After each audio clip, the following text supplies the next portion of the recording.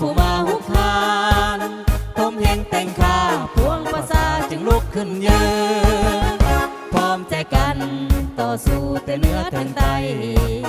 ทุกคนร่วมใจต้านอำนาจที่หวังกบคืนสนั่นวันไหวบุกผ้าไฟระเบิดควันปื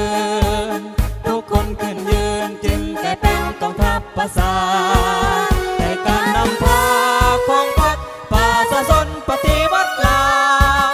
ส่องแสงเงินดาวปวงชนลาวเห็นความสง่าวางแผนต่อสู้กอบกู้เป็นแผ่นดินมาด้วยพรรคนำพาปวงชนลาวจึงสุขสมใจสาวมังกรคือวันแห่งประวัติศาสตร์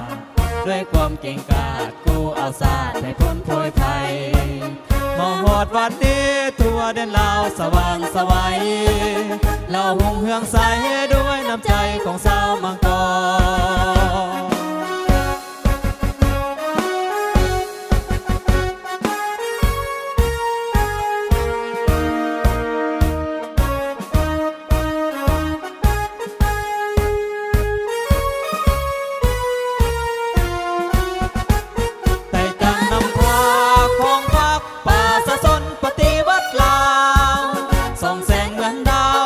ส่วนลาวมีความสง่า